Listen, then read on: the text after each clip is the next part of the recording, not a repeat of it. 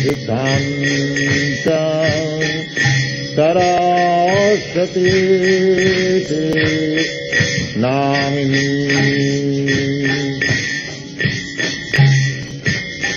Shri Varshabhanavi Devi Dayitaya Kripabhaye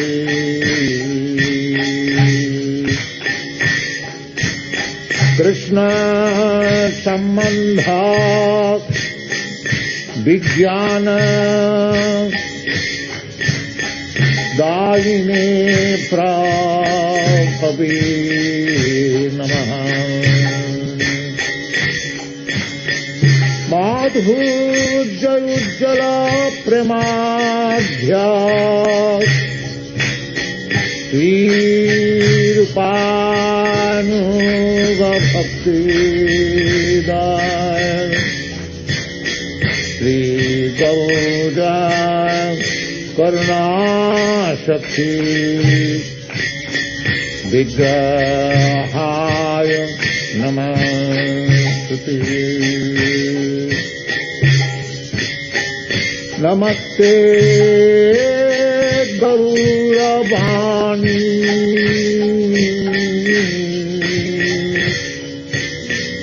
Srimate Dhinatani Yupanu Gavirudhyapa Siddhanta Dhantahari Hare Krishna. Welcome everyone to day 2 of ISKCON Disciples Course. Thank you so much for joining with us on Zoom. Please accept my humble obeisances. All glories to Srila Prabhupada. We'll begin the session by chanting the prayers, Mangalacharan prayers. You can join with us. Om Jnana Timirandasya Jnananjana Shalakaya Chakshur Unmilitam Yena Tasmai Shri Gurave Namaha Shri Caitanya Manobhishtam Sthapitam Yena Bhutale Swayam Rupaha Kadamahyam Dadati Swapadantikam Vandeham Shri Guru Shri Yuta Padakamaram Shri Gurun Vaishnavamscha Shri Rupam Sagrajatam Sahagana Raghunathan Vitam Tam Sachivam Sadavaitam Savadutam Parijana Sahitam Krishna Chaitanya Devam Shri Radha Krishna Padan Sagana Lalita Shri Vishakhanvitanscha Namo Vishnupadaya Krishna Prishtaya Bhutale Srimate Bhaktivedanta Swaminiti Namane Namaste Sarasvate Deve Gauravani Pracharine Nirvishesha Shunyavadi Pashatya Deshakarine Namo Mahavadanyaya Krishna Prema Pradayate Krishnaya Krishna Chaitanya Namine Gaurapashe Namaha He Krishna Karuna Sindho Dina Bandho Jagatate Gopesha Gopika Kanta Radha Kanta Namastate Tapta Kanchana Gaurangi Radhe Vrindavaneshwari Vrishabhanu Sute Devi Pranamami Haripriye Mancha Kalpatarubhya Kripa Sindhubhya Vacha Patitanam Pavanebhyo Vaishnavebhyo Namo Namaha Jai Shri Krishna Chaitanya Prabhu Nityananda Shri Advaita Gadadhara Shivasadi Gaura Bhakta Vrinda Hare Krishna Krishna Krishna Hare Hare Hare Rama Rama Rama Hare Hare. Welcome everyone. Before we start with our discussion where we stopped yesterday, I would request the students to raise their hands and contribute what they remember from the session we had yesterday. Just one point, if you remember from yesterday, then you can kindly voice that out. Yes, Harinit Mataji. Prabhuji, Dandvat Pranam. Prabhuji, we discussed in detail about the Guru Tattva yesterday. We discussed about Guru Tattva. Very good. Rakhi Mataji. Prabhuji, how can we become a better disciple? And what is the position of Guru? Very good. Thank you. Vijay Narayanan Prabhu. So we have discussed about what is the position of the Guru and what is the significance of this one section. That is, we have discussed. Perfect. Thank you. JB Subba Reddy Prabhu. Hare Krishna, Dhanas Pranam Prabhuji. Guru is the manifestation of Karuna Shakti. This was discussed yesterday. All right. He's a manifestation of Karuna Shakti of Krishna, compassion of Krishna. Santosh Prabhu. Prabhuji, we have discussed about how can one become a good disciple? How one can become a better disciple. Yes, very good. Nikita Mataji. Hare Krishna, Prabhuji. We discussed who is a guru and what is his position, and also about how we can become a good disciple or a devotee. All right, good. Mahamandra Krishna Prabhu. Unmute, please, Prabhuji. Thank you, Prabhu. I forget always. Similar, actually, same thing I am thinking also about how can I improve as a disciple. All right. Annapurna Mataji. Prabhuji, in Guru Tattva, we discussed Guru is not different from Krishna, and we must not consider Guru as an ordinary person. Should not consider ordinary human. Very good. Yes, Anita Mataji. Yeah, Prabhuji, I was saying, Hare Krishna, Prabhuji, yes, Guru is no different from Lord Krishna, and we should respect the same like Lord Krishna. All right, we should respect the spiritual master as Lord Krishna. Rohini Mataji, you wanted to add something? Our spiritual master delivers his devotees. Okay. Yes. Okay. Any other point? Anyone else? Hanit Mataji. Prabhuji, we also discussed about the principles of the course. Principles. Yeah, we discussed that. All right. So we stopped at the point we're discussing about Guru Tattva, the position of Guru. And then we asked you to do an exercise, write in your handbook, what is the Guru's position? We stopped there. We continue from that place. So, types of Gurus. There are many types of Gurus actually. We will talk only about two here, Diksha and Siksha.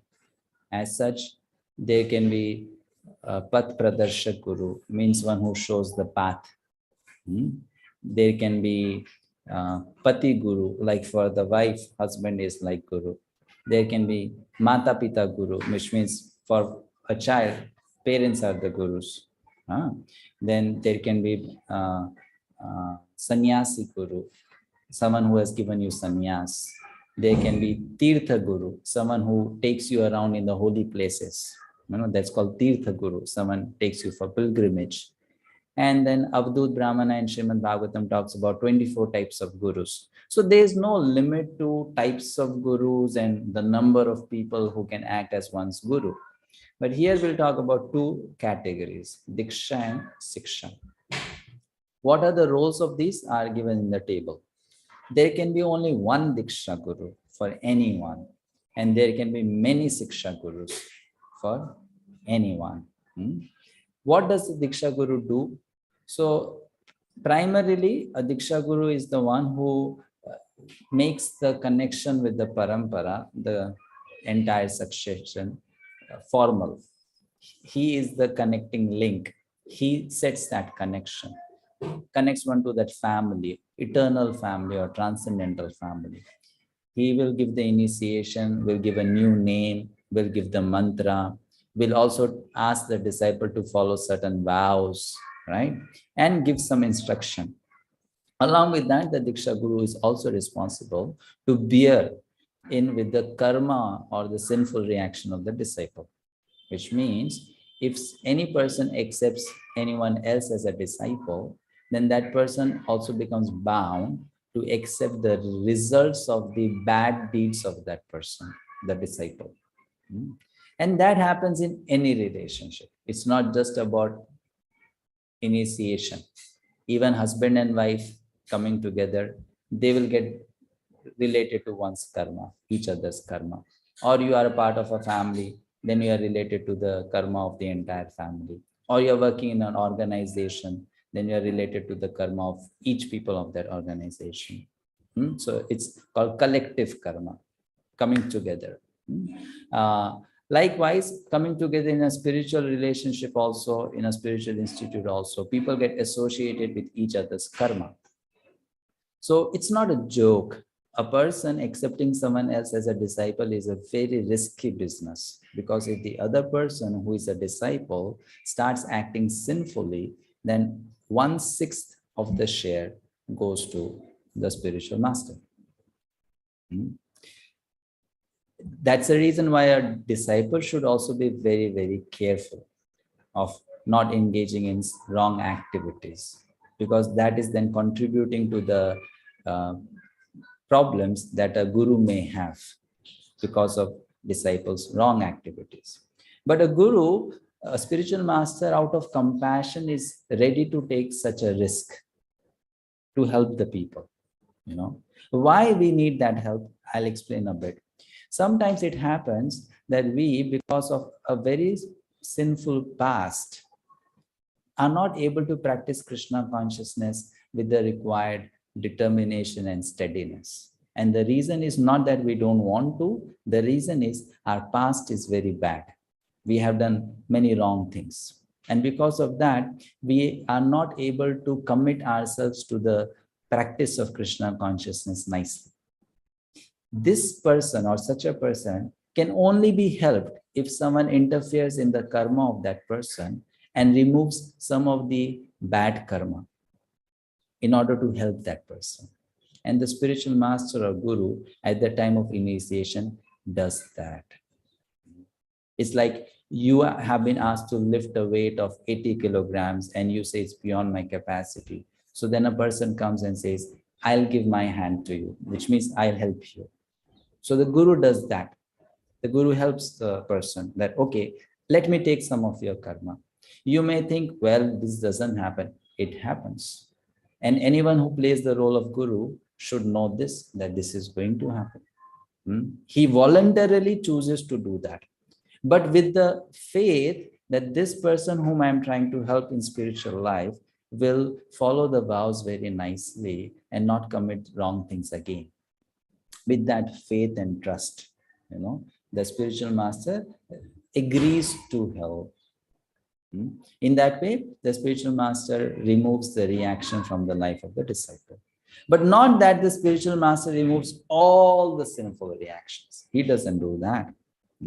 He will remove only to the extent it is needed for me to take my Krishna consciousness, only to that extent.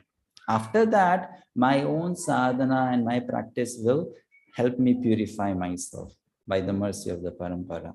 But you can still imagine it's not an easy thing to, come forward and take people's all bad karma on their head. It's not an easy thing. If you have to do it for 200 people, 500 people, 1,000 people, can you imagine 10,000 people? It's not an easy thing. So who is able to do all of that?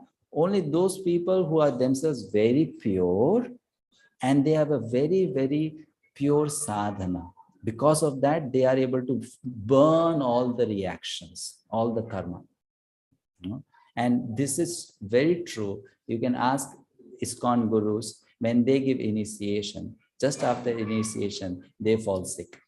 They will have fever, they'll have headache, they'll have bad dreams at night, because this comes as a reaction to them.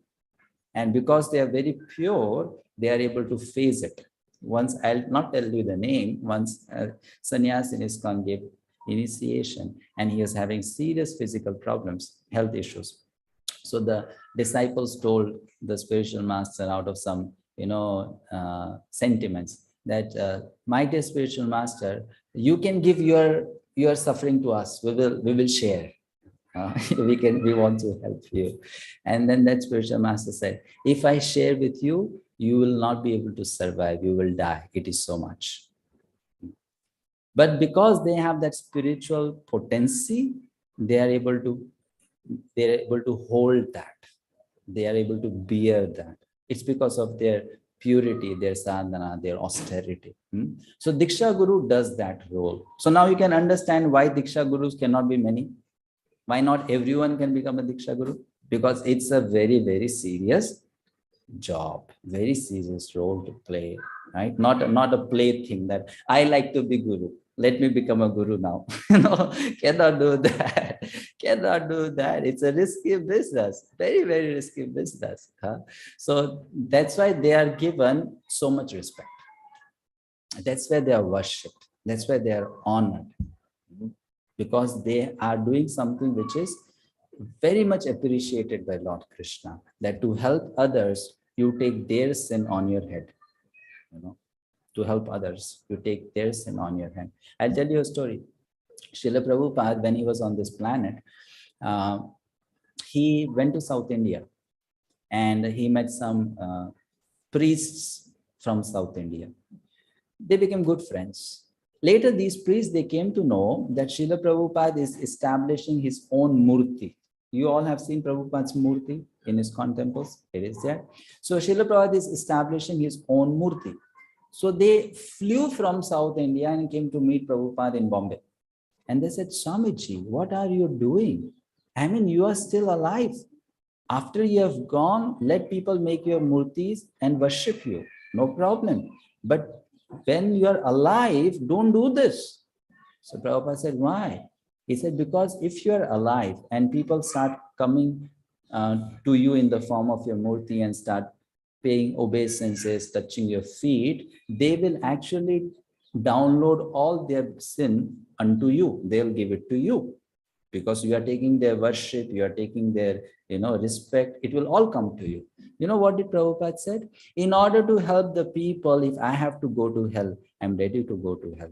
Let them come and give their sin to me.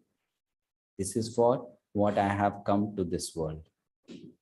So these are saints, pure-hearted souls. To help others, they want to take so much of risk. So much of risk. So that's the role of Diksha Guru.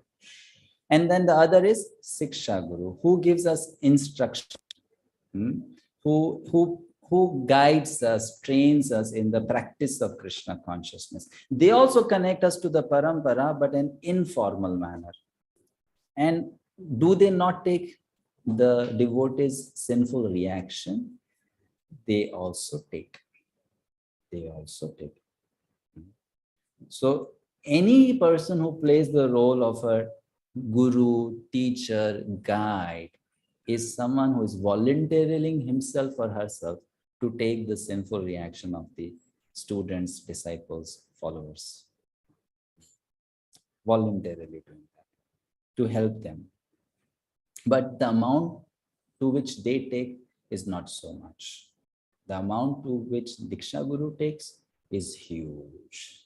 Is a lot. Is a lot. Okay, so these are two principal types. How many Siksha Gurus we can have? Many. Diksha Guru, only one, from whom we take the initiation. So what is the relation between these two, Diksha and Siksha? It is very important for us to understand this subject matter. So we'll discuss in detail. Someone kindly, I request you to read the screens. Slide. Equal. Go ahead. Yes. The Guru who first initiates one with the Maha Mantra is to be known as the Initiator, and the saints who give instructions for progressive advancement in Krishna consciousness are called instructing spiritual masters. The initiating and instructing spiritual masters are equal and identical manifestations of Krishna, although they have different dealings. Purport Shri Chaitanya Charitamrita Adi Leela 1.34. So Diksha Guru and Shiksha Guru, they are considered as equal manifestation of Krishna, just that they have different role to play. Different roles to play. But they represent Krishna equally. They distribute the mercy of Krishna equally. So one should have respect towards them also in an equal manner. Right? Because they are doing the same thing, just having a different role to play. the connection is established by the Diksha Guru. Someone else can read. Santosh Prabhu, yes, you can read this one. The connection with the spiritual master. Santosh Prabhu. Pankaj Prabhu, you'll read the next one. Huh? Yeah. Connection is established. The connection with the spiritual master is called initiation. From the date of initiation by the spiritual master, the connection between Krishna and a person cultivating Krishna consciousness is established. Without initiation by a bona fide spiritual master, the actual connection with Krishna consciousness is never performed. Nectar of Devotion, Introduction. Hare Krishna. Now, I have a question to ask to you. Why is that you have to, or someone has to, depend on Guru to establish that connection with Krishna? Krishna is everyone's father. He is the source of all. I am Krishna's child. Why my connection has to be established through someone else? Why not directly? Just because, you know, Krishna is not someone's property. Krishna is everyone's father. So why do I need a guru to make that connection? If I start following Bhagavad Gita, reading Bhagavad Gita, then done, no, I'm just following Krishna. Why do I have to go through someone and make this happen? What do you think? What's the answer to that? Anit Mataji? Prabhuji, that is because Krishna does not deliver directly. It only happens through disciplic succession. So it's only from the guru to the disciple to the disciple to the disciple and so on. That is how we get delivered. All right, fine. So that's a good point. The thing is, it could have been possible directly, but the problem is Krishna made this system. Now, if you want to approach a person, you have to follow the system made by that person, isn't it? So God personally has made this system. That you want to come to me, then you come through this chain, this parampara. He made this system. Now, why does he have to make that system? Why have a middleman? Why not just make it very easy, direct? Is it that he cannot manage so many people, he cannot handle, so he needs to have secretary and, you know, representatives. He cannot manage with dealing with people individually. Why he has to do that? Any answer to that, Vijayanaran?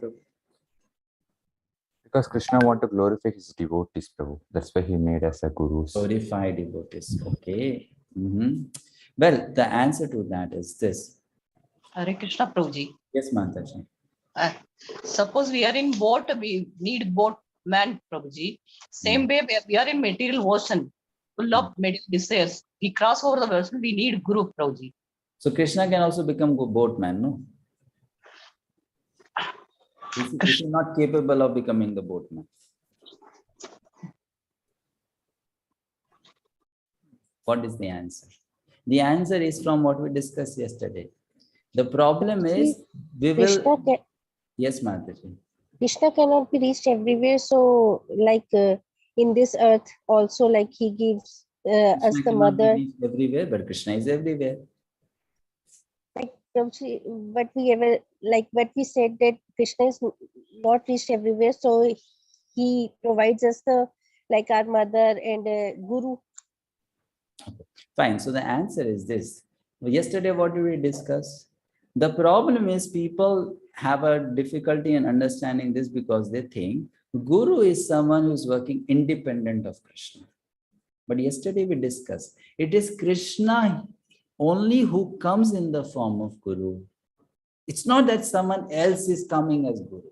It is Krishna only who is coming in the form of Guru.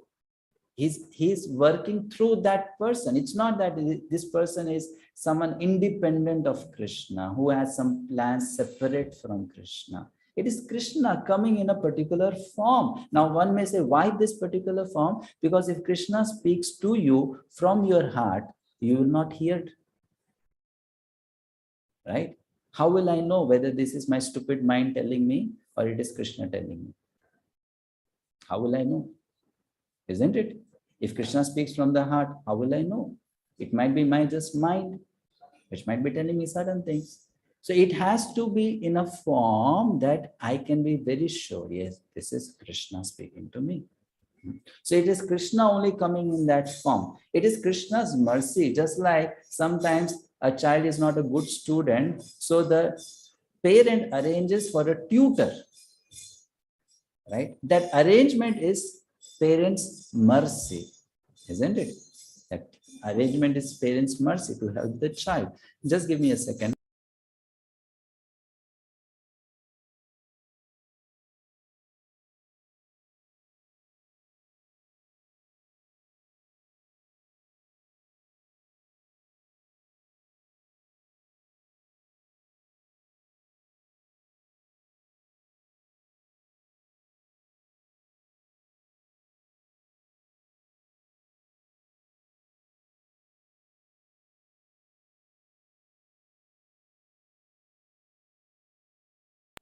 Okay, I'm sorry. So this is something which we have to understand, that this is a process made by the Supreme Lord. And when we follow that process, then the connection is established with the Supreme Lord. And second reason, which again is important to note, the people who have come to this world, material world, they have come here because of some mistake they have done. And coming here is an opportunity to rectify oneself, a chance for rectification. So in one sense, people who are in this world, they have lost their right to directly approach Krishna. And there needs a person who can come and act as a mediator, to re-establish that connection. We'll not go into detail of this, but this is how we understand that the Guru acts as a mediator, and on behalf of the candidate or disciple, the Guru makes a request to the Supreme Lord that please accept him, please accept her, like that. Fine, going to the next slide. Srila Bhaktivinoda Thakur says, Siksha Guru Brinda Kripa Koriya Apara Sadhake Sikhana Sadhanera Angasara. It's from Kalyan Kalpataru. So here he's giving us the importance of respecting the Siksha Gurus. Siksha Guru means what? Who will you call as Siksha Guru? Anyone who helps us in Krishna consciousness, to grow in Krishna consciousness, who guides us in Krishna consciousness, can be seen as a Siksha Guru. So anyone who helps us, we have to be grateful towards that person. Like when we join newly to ISKCON, then there is someone who teaches us how to offer obeisances. There is someone who may teach us how to put tilak on the body. There is someone who may teach us how to chant on beads. There might be someone who teaches how to wear kantimala, right? How to wear dhoti kurta, how to go to temple. All those basic, very simple things. So we have to be also respectful towards them because they taught us. They taught the science to us. A big mistake which a devotee or a member of ISKCON may do is that one may think, I have to respect only my initiating spiritual master, my Diksha Guru, and I need not respect anyone else. But actually, if you look at it, the reality is we get benefited from many devotees in our spiritual life. The amount of benefit may not be the same. There may be a small benefit or big benefit, major contribution or minor contribution, but everyone's contribution matters.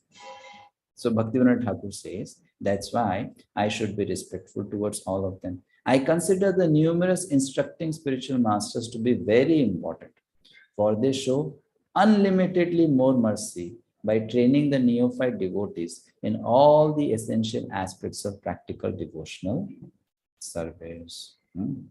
So when you talk about Guru Parampara, it's a process where anyone who is senior in knowledge, in experience, in devotion, becomes a medium to train, to help, to guide those who have come newly to the process of Krishna consciousness.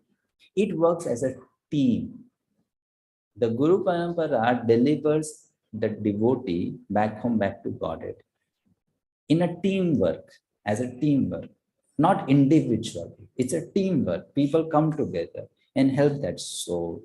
But while helping that soul, different people will take up different roles and responsibilities. Okay, like I always give this example, which some of you may be able to understand and relate with. In traditional Indian families, when a girl would get married to a particular person, to a particular man, then she doesn't get just married to that man. She actually becomes a part of the complete new family, isn't it? Where she'll have so many new relationships. And all these people who are part of a new family, they have to contribute to her, coming into the family, and they all have different things to teach to her, help her, guide her, support her. It's a collective thing. Likewise, when a new member comes to a spiritual family, a parampara gets connected to it, then all the members of the parampara assist that person. Just that different people have different roles to play. So Bhaktivinoda Thakur says that that's why one who is getting connected should feel that respect and gratitude for all. So we talk about the parampara. You can see here, this is the parampara mentioned in the handbook also, ISKCON Parampara. Starts from Lord Chaitanya, then Rupa Goswami, Sanatana Goswami, Swarup Damodar Goswami, right? The 6 Goswamis. Then Raghunath Jiva, Krishnadas Kaviraj, Narottam Das Thakur, Vishwanath Chakravarti Thakur, Baldev Vidya Bhushan, Jagannath Das Babaji Maharaj. After that, Bhaktivinoda Thakur, Gaur Kishore Das Babaji, Bhakti Siddhanta Saraswati, Bhakti Vedanta Swami Prabhupada. In the ISKCON altar, wherever you go, you'll find pictures of these 5 personalities always on the altar, right? Jagannath Das Babaji, Bhakti Vinod, Gaur Kishore, Bhakti Siddhanta, Bhakti Vedanta Swami Prabhupada. In all ISKCON altars, you'll find these 5 pictures. So here, if you look at this list, Bhaktivinoda Thakur is not a Diksha disciple of Jagannath Das Babaji Maharaj. Neither Gaur Kishore Das Babaji is a Diksha disciple of Bhaktivinoda Thakur. So what do you understand by that? Is ISKCON a Diksha Parampara? No. ISKCON is actually a Siksha Parampara. But Diksha also has a very important role to play. Which means what? Please try to understand. Just like a son of a Brahmana will not necessarily become a Brahmana if he doesn't have the qualities and the training. Likewise, it's not necessary that someone has taken initiation from a guru, then that person will become a true disciple of that guru. Not necessary. Because if one doesn't follow, then one is not a disciple. One may take initiation, one may accept someone as a guru, one may take Diksha. But if one is not following the instructions, then that person is a disciple in name only, not really a disciple.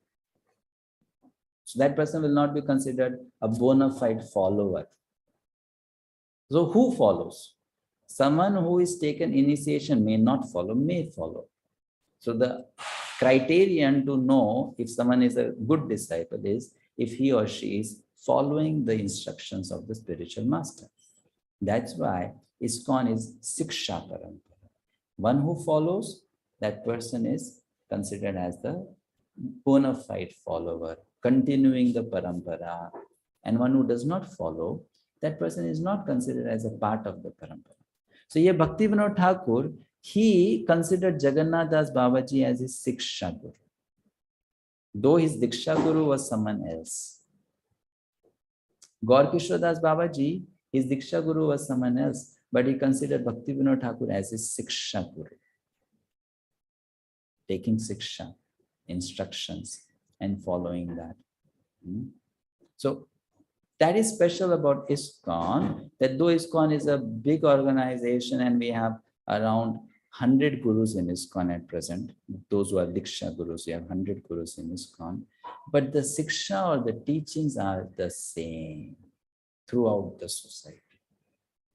Siksha is the same. It's just the same. Doesn't matter that we are disciple of whom, It's one teaching coming in one parampara, given. And anyone who follows is considered a member of that parampara. All right.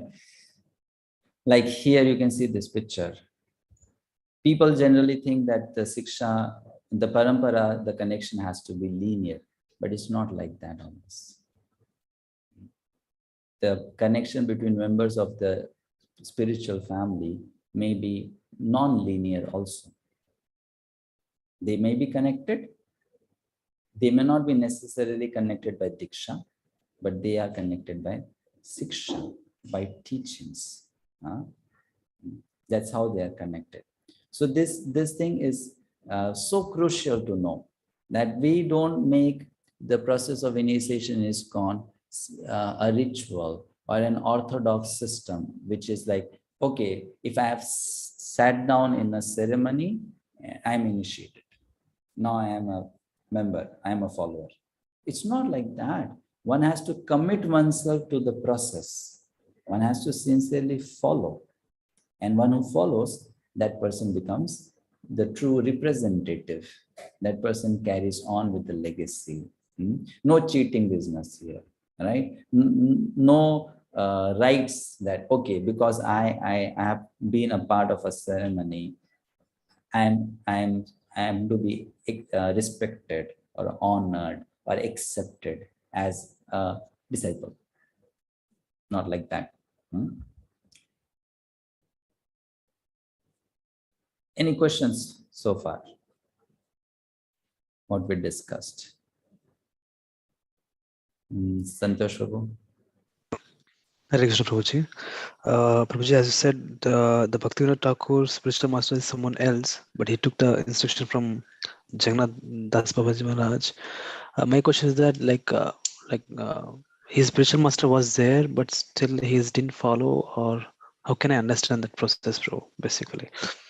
So, well, about Bhaktivinoda Thakur, it's a very long story, which may not have time to tell here. Bhaktivinoda Thakur need not accept a guru. His case was different. Why? Because he is someone who is personally coming from the spiritual world. He doesn't need to accept a guru. So for formality, he accepted someone as a guru, just for formality. But that guru happened to be a lower grade of Vaishnava in comparison to Bhaktivinoda himself.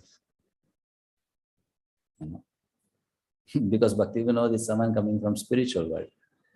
And this person was just an ordinary sadhaka. But Bhaktivinoda Thakur, out of humility, to just follow that process, the system, accepted Diksha from a Vaishnava guru. However, when it comes to discussion about preaching, about the process, about the teachings, then he has to discuss with someone who is on equal level with him. Right? So Jagannath Das Babaji was of that caliber. So then he used to discuss with him and accept him as Siksha Guru. So we can see that example from Bhaktivinoda Thakur's life. Same thing with Gaur Kishore Das Babaji. He was not a Diksha disciple of Bhaktivinoda, but Siksha disciple he considered. So, all right. Yes, Devanmukhi Mataji. Hare Krishna, Prabhuji. Like Prabhuji, you said that Gaur Kishore Das Babaji not gives the initiation to the Bhakti Siddhanta Saraswati. I did not talk about it. When did I say that? Like I said like, Gaur Kishore Das Babaji was not a Diksha disciple of Bhaktivinoda. Okay, sorry, Prabhuji.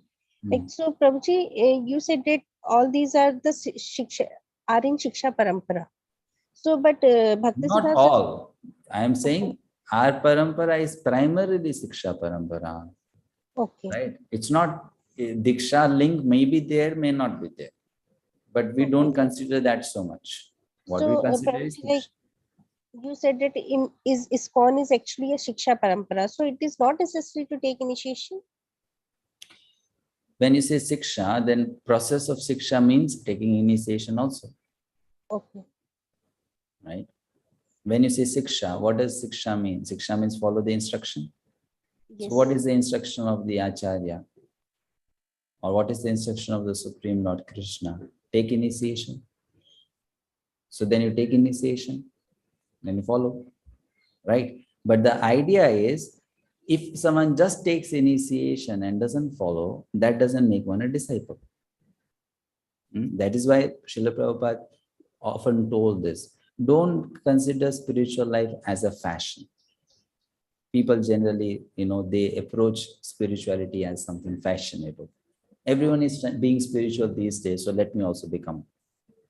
Someone is joining A organization, someone is joining B organization. So let me find my own brand and let me join that. So it's not that you are joining it with a purpose. And if you are following that purpose, then you remember that's Siksha, right? So Diksha is important, but Diksha is not the primary thing. Primary thing is Siksha. That is primary. Yes, Mataji. Yes, Prabhuji. Prabhuji, one more question. Like Prabhuji, you said that Shiksha, but when we take initiation, at that time we have to ask like, who is your Shiksha Guru? So, but here you said that there are so many Shiksha Gurus also. So then why they asked us for to whom you are taking the Shiksha? That is asked in this way that who is looking after you, who is guiding you, who is training you? Like, for example, you get connected to ISKCON through some devotee. So that devotee has guided you over the years, have observed you, that you are a nice, sincere practitioner, you're following principles, you're chanting 16 rounds, you're doing some seva. So there is some person who knows about you, right? So that person has to tell, yes, I vouch for this person. She is a very sincere practitioner. That person can be called as Siksha Guru, a primary Siksha Guru. Like, one can have many Siksha Gurus. Out of that, there can be one or two who are primary, prominently acting as your Siksha Guru. Okay. Just like there is a class, so you have so many teachers, but there is one class teacher who knows all the children of the class. She represents all the children. So there are so many gurus, but there is someone who knows you personally, right? And who is representing your case. Fine. Okay. Thank you, Prabhuji. Mahesh Chandra Prabhuji.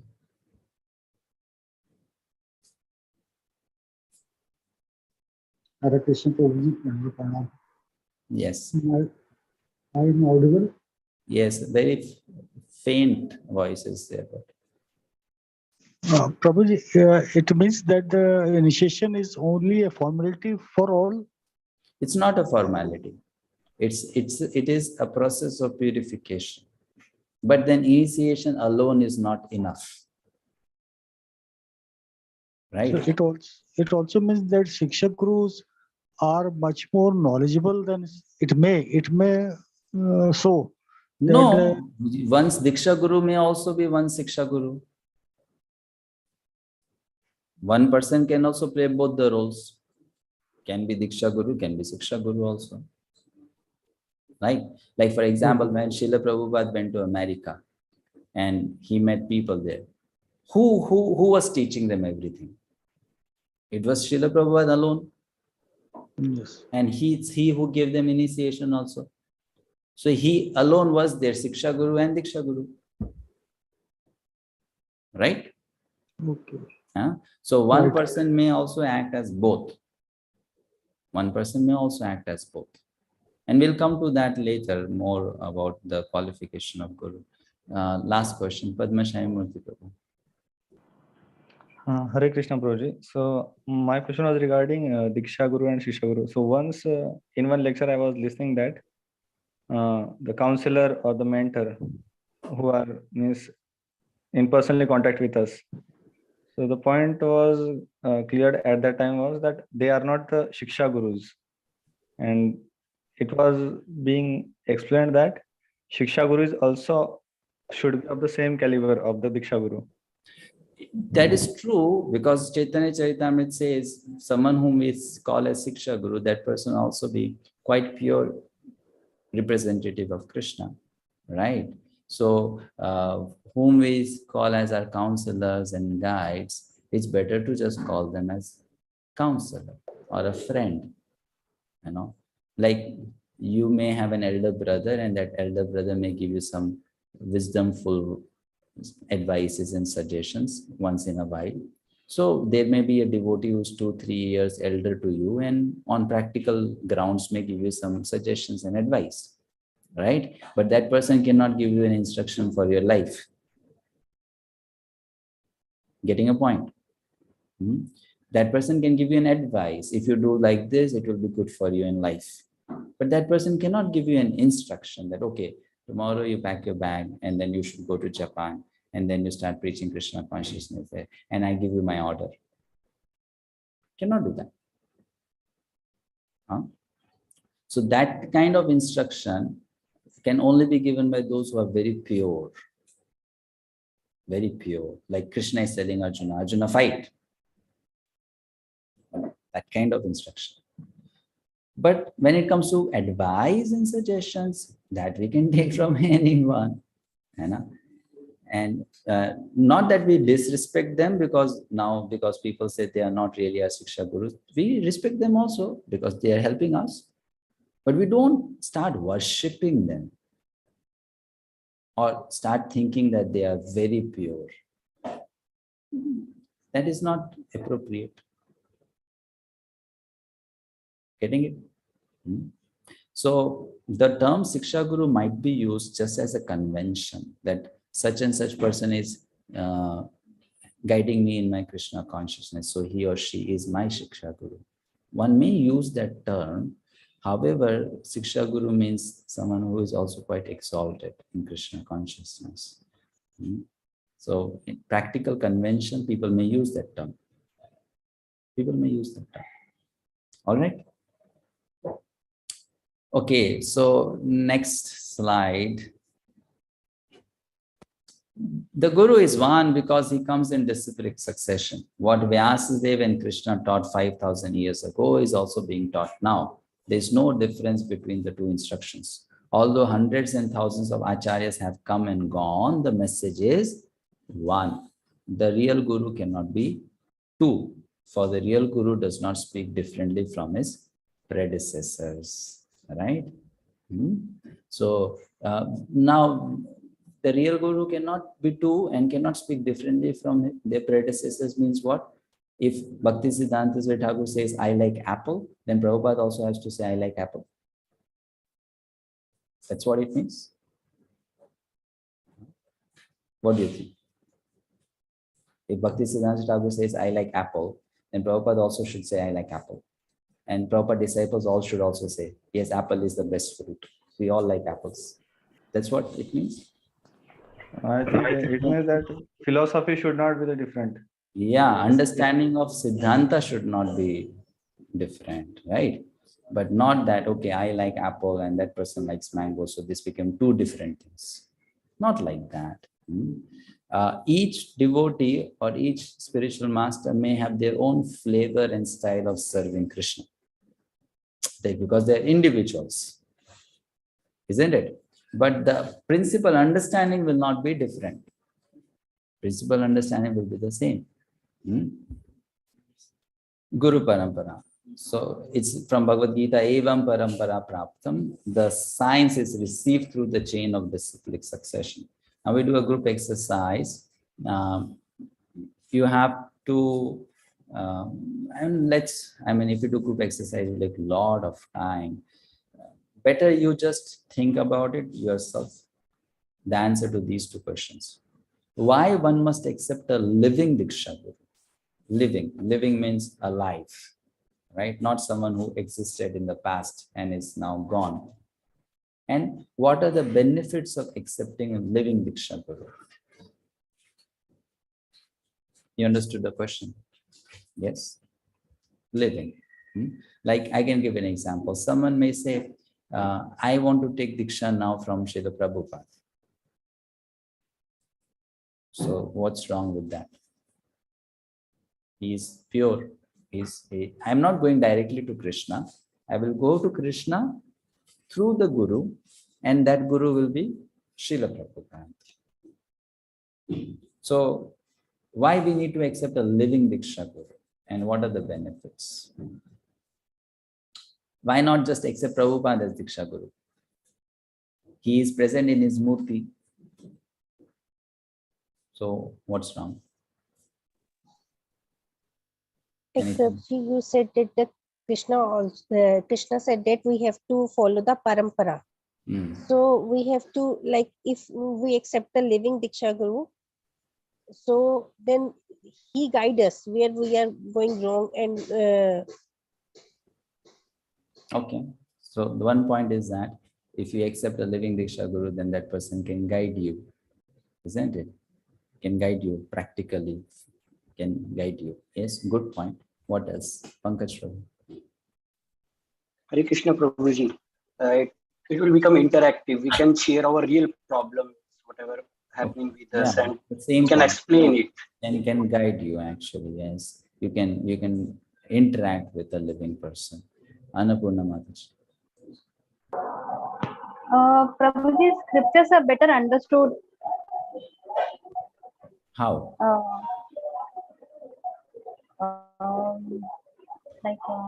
it is because there are a lot of intercases there. So spiritual master would guide us how to follow the steps. Okay. So if you have a question, you can ask. No, you have a question, you can ask. How will you go and ask the question to the Murti, to the deity? If you have a question, you can ask. You can clarify. Okay, good. Harnit Mataji. So Prabhuji, first is that there is no Shastric evidence which says that, we have to take a Diksha from a Parampara Guru, one. Second is that how will the Guru deliver us if he is not alive and present? How will he take our sinful reactions? Okay. So first of all, we don't find any such example in the scripture that someone has gone to someone who is deceased and accepted that person as Guru. We always find examples of learning from someone who's alive, becoming a disciple of someone who is alive. So we don't get such examples. Mahesh Chandra Prabhu.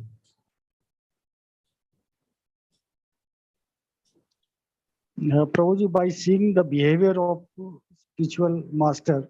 Very good point. One can understand what is dharma and. Very good. Yeah, we don't just learn by reading. We also learn many things by watching, by observing, isn't it? Correct? Now, if you have to learn how to worship the deity, will you learn it better just by reading it, or you learn by watching someone, by observing someone? So when there is a living example of someone to teach, you learn more, you learn better. You exactly come to know what is right, what is wrong. Padma Shaimurti Prabhu. One benefit I just wanted to share, that benefit of accepting living Diksha Guru is that we can offer Vapu Seva to them. Okay, good point. Yeah, if you accept someone living as Guru, then you can offer service also on physical platform, right? You can wash their clothes, you can cook for them, you can drive them from one place to another place. That is seva. Seva. A student or a disciple should serve the Guru, spiritual master. Just attending the class is not sufficient. Right? Krishna tells in Bhagavad Gita that there has to be reciprocation. You are accepting knowledge, so in return, out of gratitude, you offer some seva, out of feelings of love, not as just as a, okay, I learned this course, so let me just pay this fee and I'm done. No, you offer some seva. So how do you offer that seva? If the Guru is present, you can do so many different kinds of seva to the Guru, to the spiritual master, Vapu seva, seva to the body of the spiritual master physically, right? That is there. Yes, Santosh Prabhu. And also take the instruction according to time and circumstances from the spiritual master. So one can actually inquire and learn about the application of instruction based on time, place, and circumstance. So one needs a living Guru. Why we are discussing this? Because it so happened that in ISKCON, after Srila Prabhupada left this world, a certain class of people, they started promoting a philosophical understanding that there is no one qualified after Prabhupada to give initiation or to accept disciples. And that's why people should just take initiation from Srila Prabhupada's Murti, become a disciple of Prabhupada directly. Those people are called Ritviks. Ritviks means they don't accept guru. They accept a ritvik, an officiating priest. And what is their explanation? There can be no one as pure as Srila Prabhupada, so why not just accept him as the guru? Why accept someone else after him? And that section is ISKCON still exists, continuing till date. They are in different places, in different parts of the world. So, however, if you study the books given by Srila Prabhupada, that is a deviation. How is that a deviation? Because Prabhupada never told his disciples to directly take initiation from his guru, Bhaktisiddhanta Saraswati Thakur. Prabhupada could have also said, no, go to my guru and take initiation directly from them. Why you are asking me to give initiation? Correct? Isn't it? And then Prabhupada nowhere wrote like this, that I should remain as the only guru. He said in many places to his disciples, you should continue to make disciples. Third thing, we see that is the Parampara system which Krishna is talking about in Bhagavad Gita. It's Parampara, it's a succession. Fourth thing, in scriptures, we don't get any examples that someone has accepted initiation from a guru who was in the past. We don't get any example. So why it should be a special case now in this age? Why it should be? And fifth most important thing, let me ask you something. If someone tells you that no disciple of Prabhupada is qualified to initiate, what does it mean? It means that Prabhupada's teachings did not work for anyone, isn't it? Right? That's what it means. That those who were personally trained by him, they could not become pure by following his teachings. So if they could not become pure, what is the chance of those who never met him become pure? Is it possible?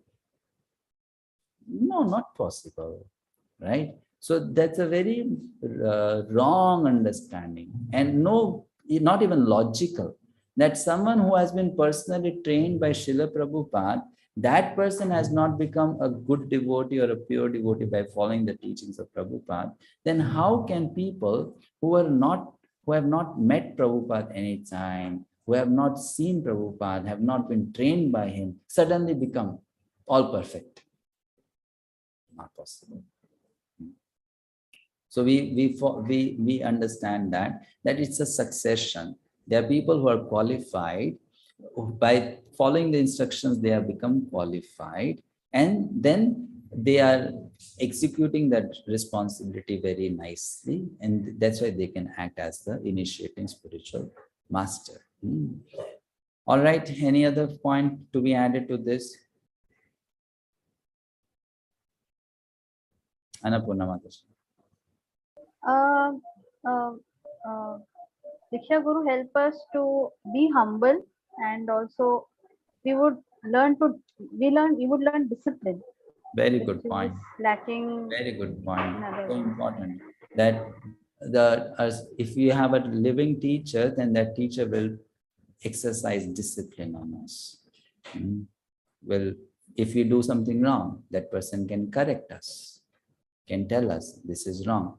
But if I accept someone in the past, how will that person correct me? Will not correct me. And this is one reason why so many people are scared of not really coming forward in spiritual life. You know why they are scared? They are scared of being told, you are wrong. You have to change yourself. That is a big reason why people don't want to take spiritual life seriously. Because they think, I don't need to change. I am all perfect. I am all good. What's wrong with me? Why do I have to be corrected? So that's why just be a part of an institute and think that I'm loyal to the institute. That's sufficient. I don't need to be accountable or committed to a person. Because as soon as you say commitment to a person, then that person may question you. My dear sir, my dear ma'am, why are you acting like this? So a guru will question the student that why are you acting like this? And a person may not be, ready to answer to that. So let me stay in my comfort zone. Let me remain the way I am and still tell I am a student or a disciple of so-and-so Guru. So this is again very important. It will help us to become disciplined. Someone please read the slide. The principle of bhakti is explained here.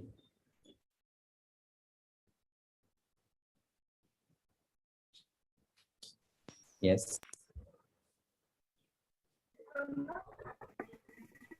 Devotee of my devotee. Krishna says that first of all you become devotee of my devotee. Chaitanya Mahaprabhu says, Gopi Bhartaha Pad Kamlayo Das Jasnu Dasa. I am the servant of the servant of the servant of Krishna. Lecture Bhagavad Gita 2.2 London, August 3, 1973. So it is Gopi Bhartupada Kamalayo Dasa Dasa Dasan Dasaha, which means it's a principle.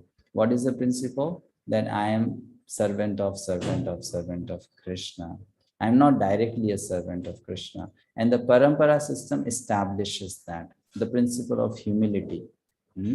That I am servant of disciples of Srila Prabhupada. I am servant of the disciples of Srila Prabhupada. I don't directly approach Srila Prabhupada. That is the principle. Not directly approaching. So we'll stop here. This lesson will stop. We'll continue with the further lesson 3, but you can take a break now. 3 to 5 minute break. Meet you after the break.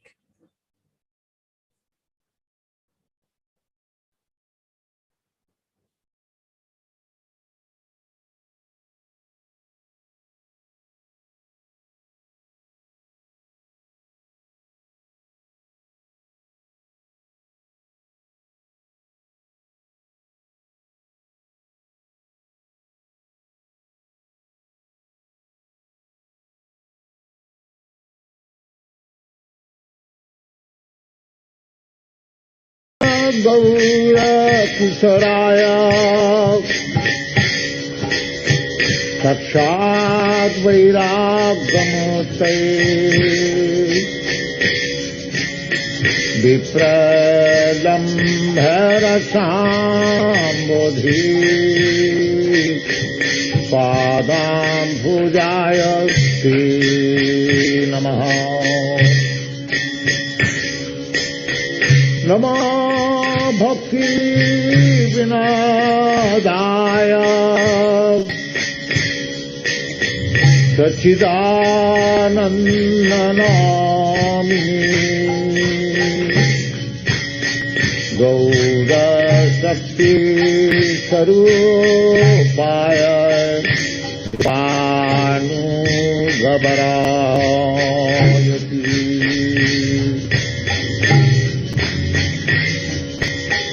Gauraya Vibhava Bhumektam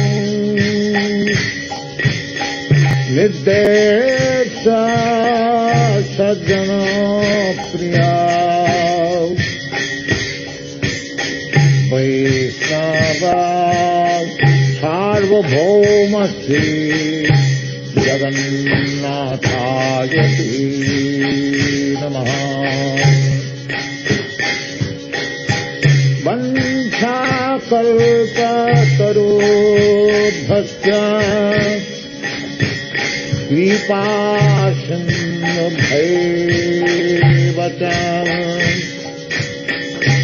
Patitanam pavanebhya Vaishnavebhya Namo Namaha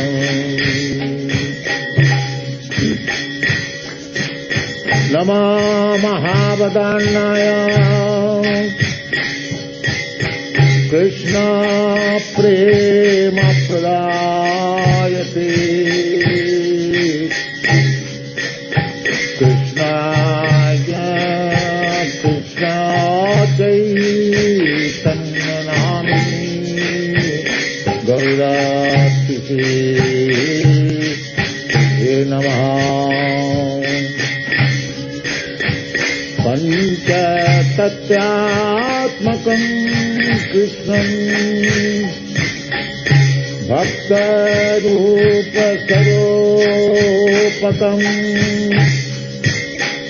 भक्त्यावतारं भक्त्याख्यं Namami भक्तसतीतं।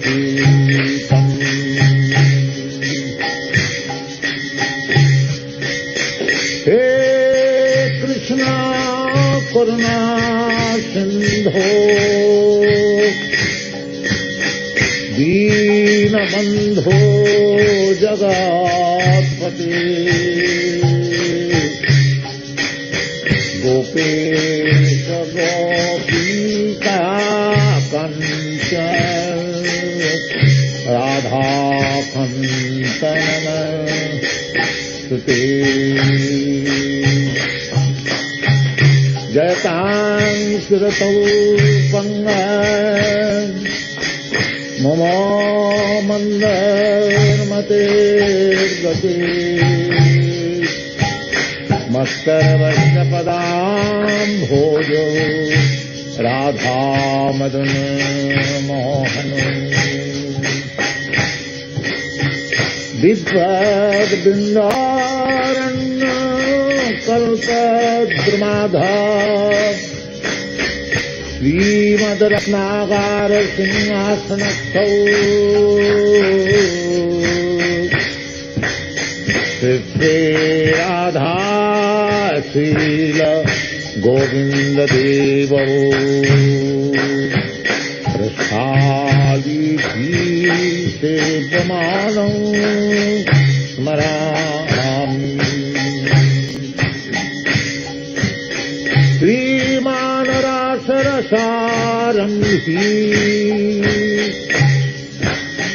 बंशी बता तथा स्थितः।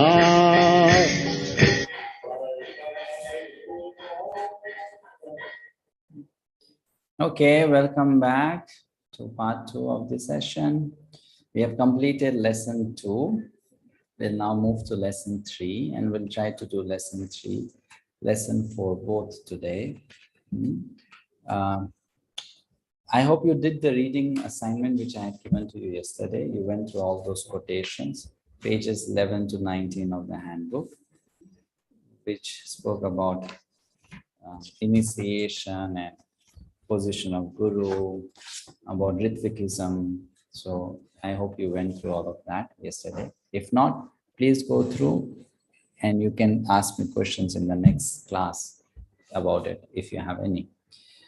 So we'll discuss now a third lesson, which is Prabhupada's position as the founder Acharya of ISKCON.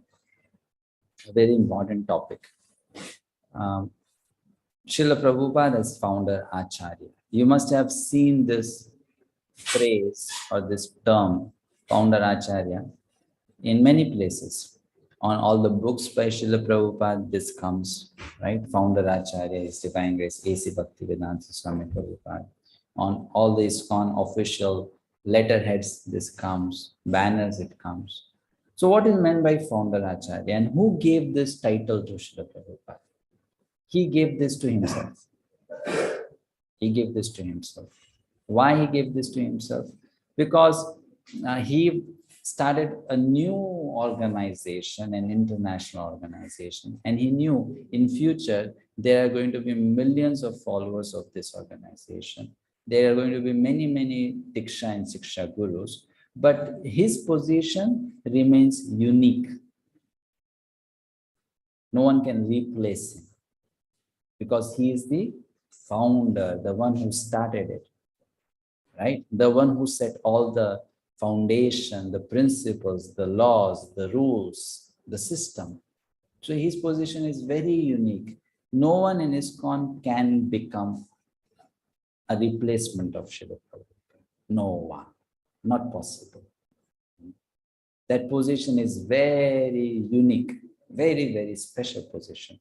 Like if you look at the Vaishnava Sampradayas, there are 4 Vaishnava Sampradayas: Sri Sampradaya, Brahma Sampradaya, Kumar Sampradaya, right? Rudra Sampradaya.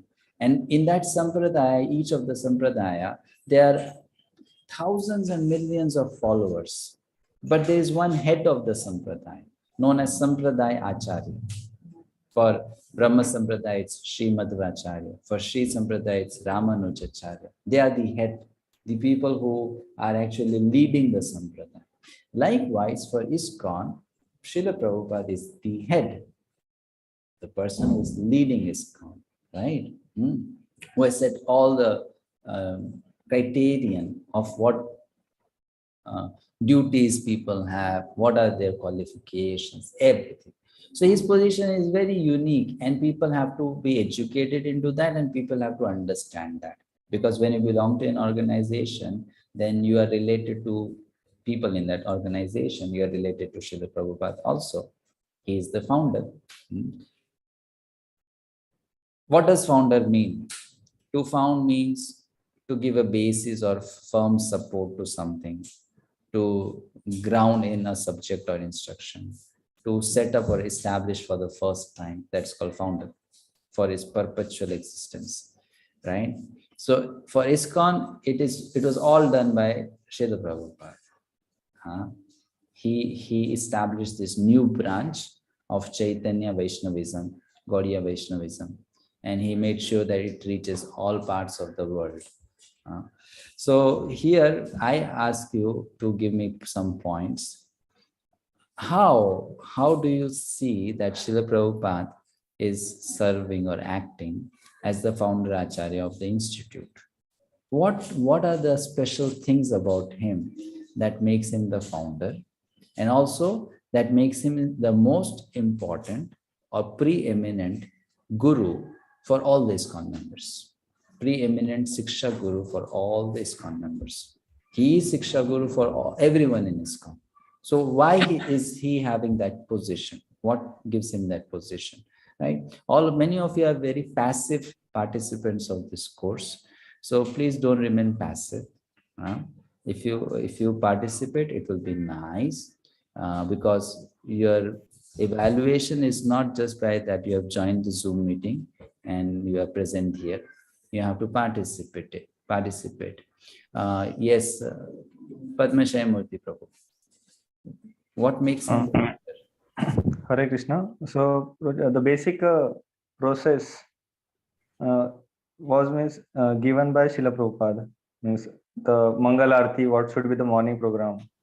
Okay. What should be your Mangala Arati? And 16 rounds. Okay. So this basic process was given by Srila Prabhupada, which cannot be changed in ISKCON. So you mean to say what sadhana we do, it's all given by Srila Prabhupada. This is what you are supposed to do. Chant these many rounds, get up early in the morning for Mangalarati. So all the sadhana is established by him. Good point. Yes. Yeah. Next, Hanit Mataji. Prabhuji, through his books, we follow all the teaching through his books. So very good point. Yeah. All the teachings that all the members in ISKCON follow are coming from his books. They are the source of all the knowledge, right? Someone may be a good speaker, but then that speaker is speaking from where? From Prabhupada's books. It's he who gave all that knowledge, right? And in fact, the validity of a speaker will be on the basis of if that person is speaking from the books or not. Correct? So he gave the books. Yes, Sevanmukhi Radha Mataji. Hare Krishna Prabhuji, Prabhupada taught us by his own example. But many can teach by their examples, no? Like he tells us how to, he gives us the culture, how we can, stay here in Krishna consciousness, how to. So if anyone gives that culture, that person becomes the founder. But Prabhuji, he gave us the right culture, like in the disciplic succession. That's the point. If I say someone else will come and give that right culture, then that person will become the founder. No, Prabhuji. So you have to tell what is his unique contribution, something which cannot be replaced by anyone else. What is that? Like Mataji said, his books. We cannot replace that, right? He gave us the sadhana standards. We cannot replace He gives us the rules and regulations, Prabhuji. Rules and regulations, yeah. So rules and regulations he gave. Mahesh Chandra Prabhu.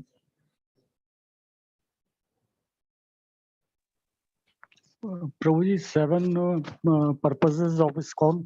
Very good point. He gave the 7 purposes of ISKCON. It's he who made those 7 purposes. Vijay Narayan Prabhu. Prabhuji, he never ever manipulates the Krishna's the truths, or the water section has the water. But that any person would do, no? Any pure devotee of Krishna would do that. There are so many pure devotees who came before Prabhupada, means there are so many who are after Prabhupada. What makes him the founder and preeminent Shiksha Guru? Taking this particular truth to the abroad and making them as devotees. Okay, so you mean to say it was he who took the message of Krishna consciousness all over the world? The first one, the first one to do that. Yeah, over the seas. Okay, fine. Anita Mataji. Anita Mataji. He gave the mood and the mission. He gave the mood and the mission already. Kamalakshi Radhika Mataji. Hare Krishna Prabhuji. Our ISKCON Diksha Guru, 100 Diksha Guru of you said na Prabhuji. 100 Diksha Gurus, all our Guru Maharaj is Prabhupada Prabhuji. No, not necessary. No, there may be someone who is. Like most of them. But in future, it will not be true. No, in future there will be so many gurus who are not directly Prabhupada disciples.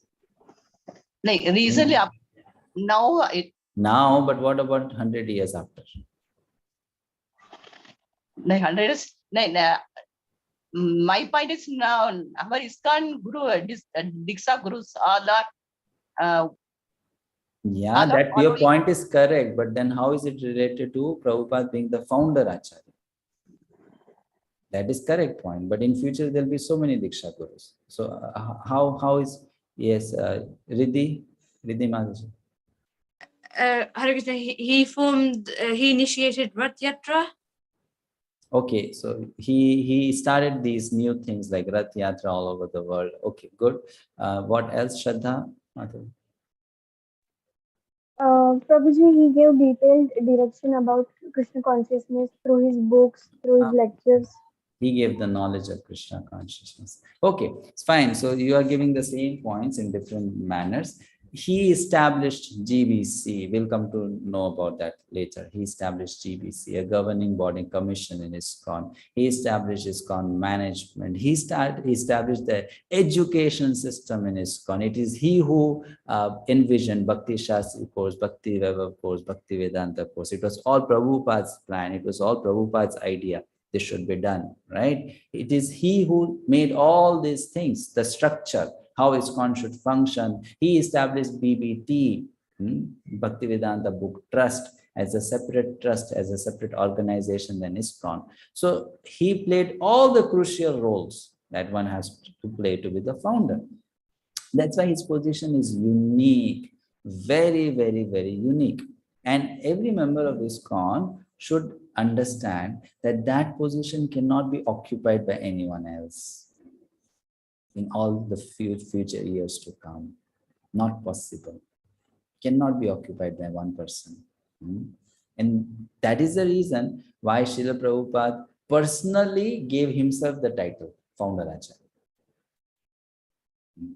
That his position remains very different, special. Okay. And he took it as a mission to continue. Okay, fine. Now, because he is the founder Acharya, there is something important for us to know. He is the preeminent teacher of all the members of ISKCON. He is also the support and guide for people in ISKCON. He is shelter for people in ISKCON. That they have taken his shelter. He gives them help, offers them help through his books, through the temples, through the process of Krishna consciousness.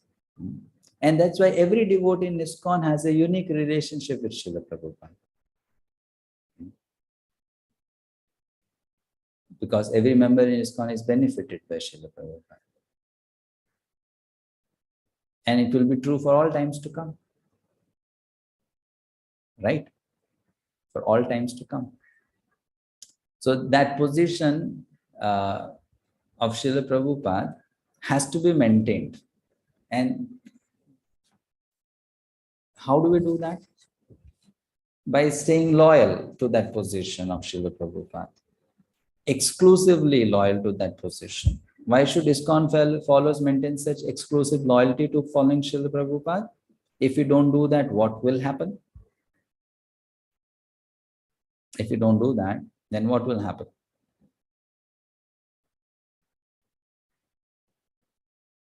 Any thoughts on that? If one doesn't stay loyal exclusively to that position of Srila Prabhupada, what will happen? Yes, Padmashraya Murti Prabhu? So slowly we will be deviated from the path given by acharyas. Okay, fine. What else? What other consequence are you able to perceive if we don't do that? Annapurna Mataji. Prabhuji, the movement would lose its Collapse. The movement would not Yeah. able to. The movement will collapse. The society will break. The organization will break.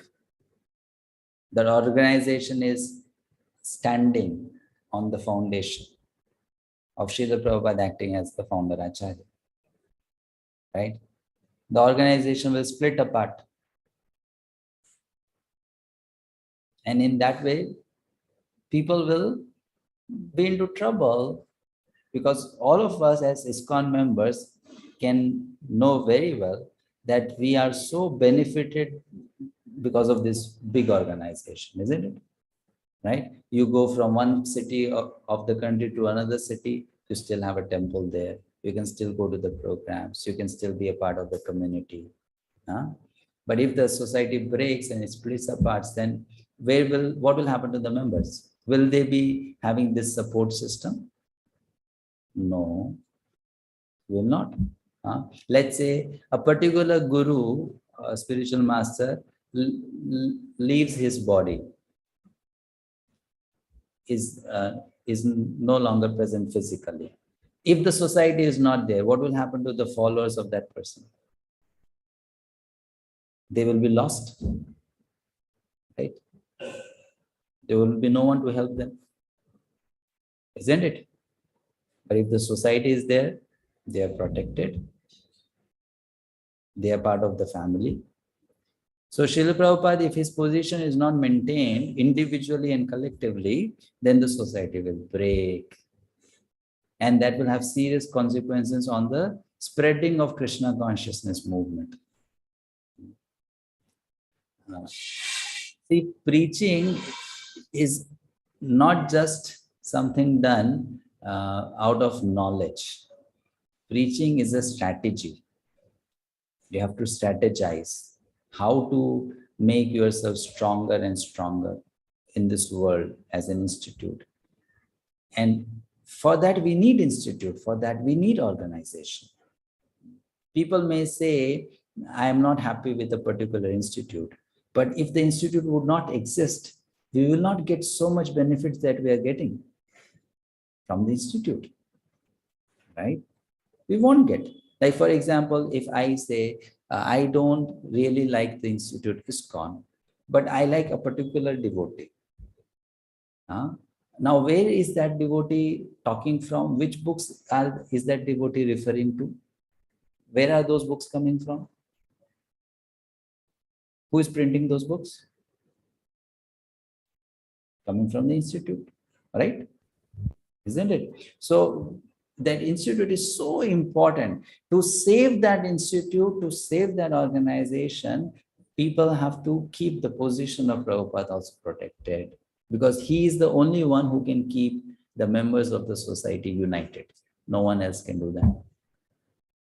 No one else can do that, right?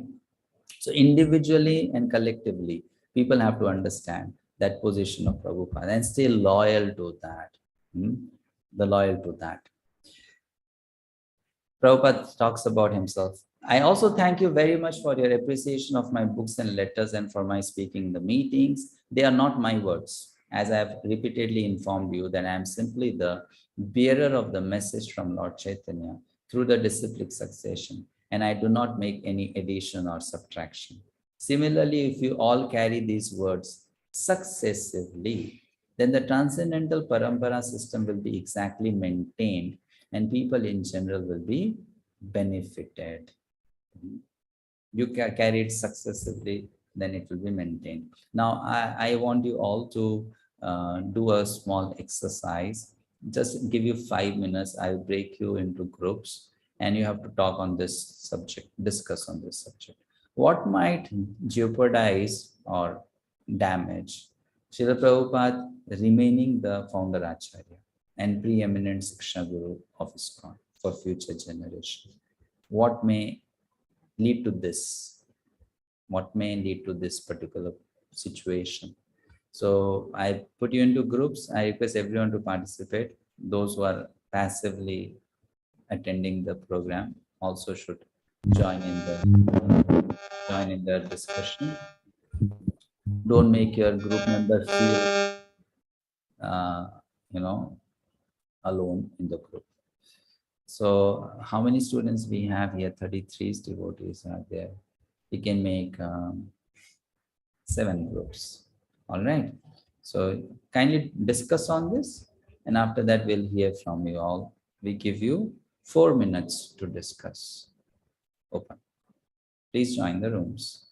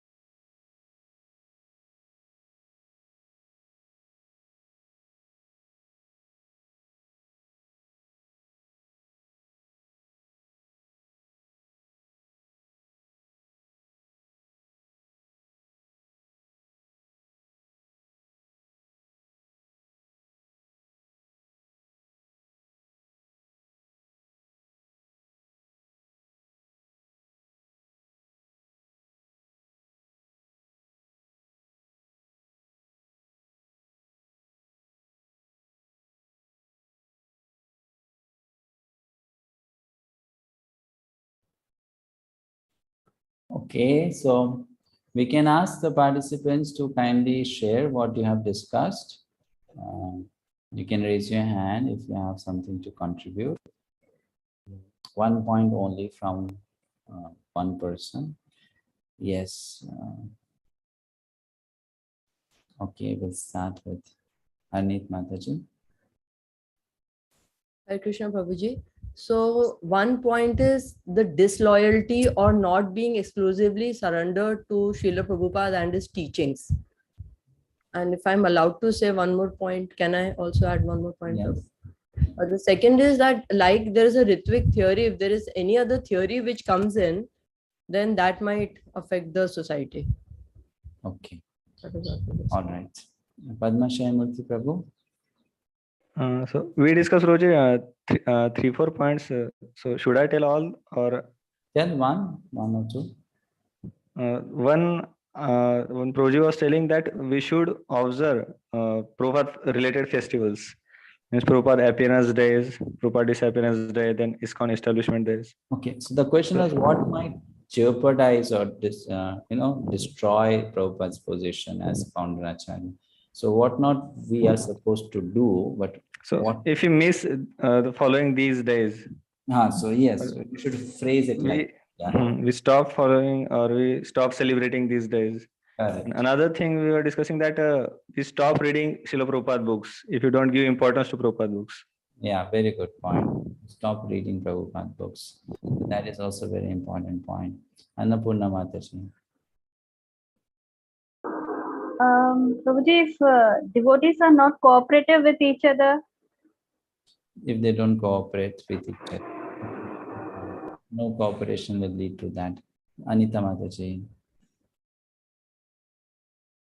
Hare Krishna, reading the Prabhupada's biography. Not reading or reading? If the people will not read what he did, and spreading like a book distribution also. Okay, not reading about the life and contribution of Srila Prabhupada. Yes. Nikita Mataji. Prabhuji, most of the points are already discussed. If we don't read Prabhupada's books and don't follow his teachings and instructions. Fine. All right. So if you have a different point, then you keep your hand up. Salome Mataji.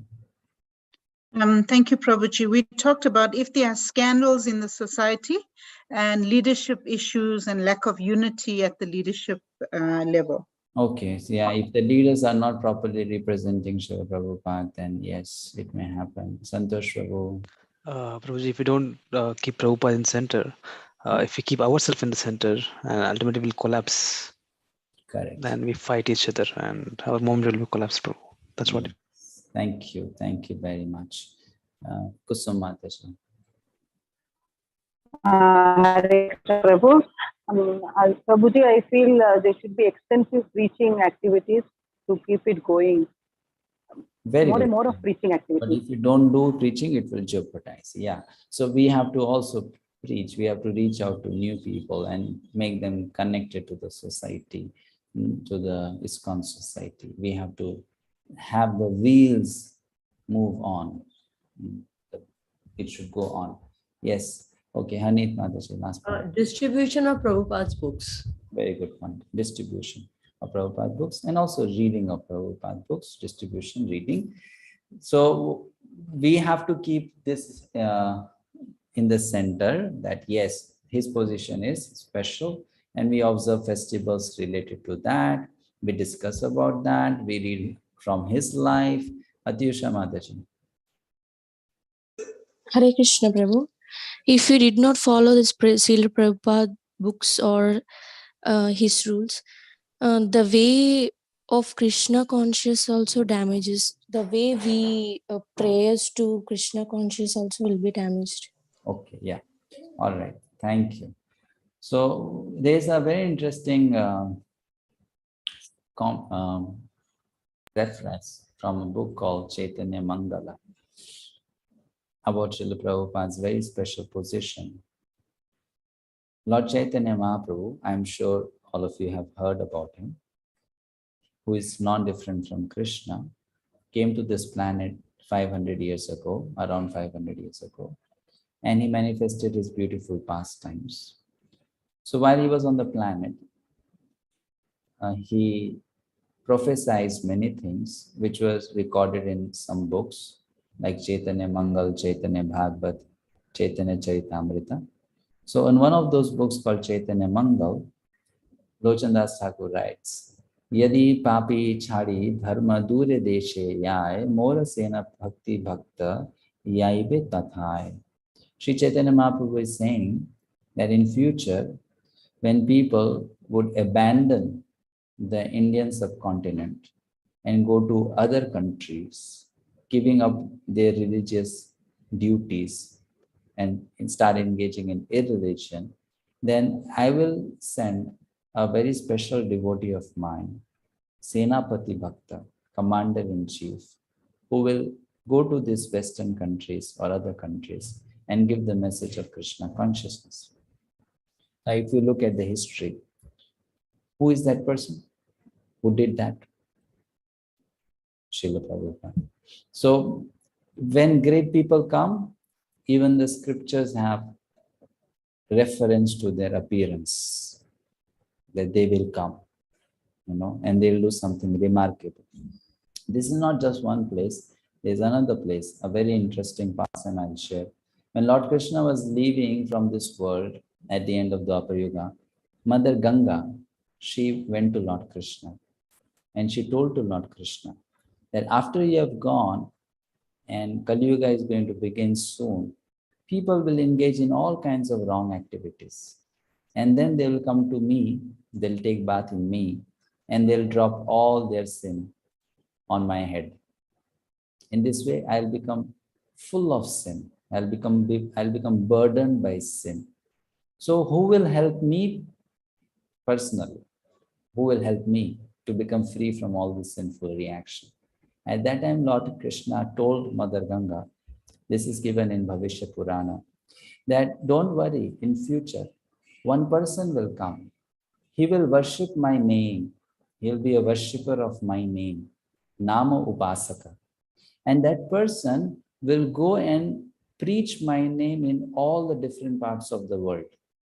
And when people who by chanting my name, having taken my name from this person, come back to India and bathe in you, you will become purified. You will become purified when these people who have accepted the name from this person, they come and bathe in you. So again, a big reference to the activity of Srila Prabhupada, that who took Krishna's name all over the world. And he made Western people into sannyasis, into Vaishnavas, into gurus. And those people then are coming to India, going to holy places, bathing in holy rivers. So we can understand that Srila Prabhupada's position is very unique, very, very special, not something what can be done by an ordinary person. People think it's very easy to preach. It's not easy to preach. And that to preach the pure message, very difficult. If you think it's easy, just try to preach to some Indian only. Try to make that person a devotee of Krishna. Not just devotee, a good devotee of Krishna. Right? It's so difficult. And Prabhupada went to Western countries and made them into such good devotees of Krishna. How is it possible? Right? Not possible by an ordinary person. So that's his position, and members of ISKCON should know that. That is his position. We cannot have a replacement for that, right? That's his position. So this is how we complete lesson 3.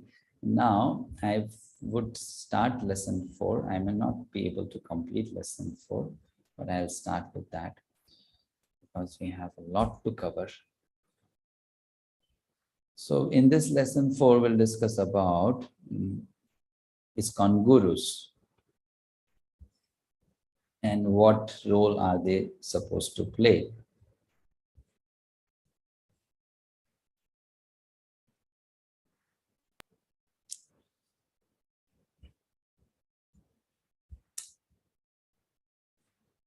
Someone kindly read the quote. A thoughtful man. We should therefore live in such a way that we keep ourselves always healthy and strong in mind and intelligence so that we can distinguish the goal of life from a life full of problems. A thoughtful man must act in this way, learning to distinguish right from wrong and thus attain the goal of life. Srimad Bhagavatam 7.6.5 purport. Thank you, Prabhu. So now a quick exercise. In the ancient times, there was a Gurukul. In one Gurukul, there would be one Acharya, one Guru. Everyone would be that Guru's students or disciples. And now we have modern ISKCON. Modern ISKCON is what? Having so many Gurus, so many teachers, so many centers, and one founder Acharya. What is the difference between these two systems? What is the major difference?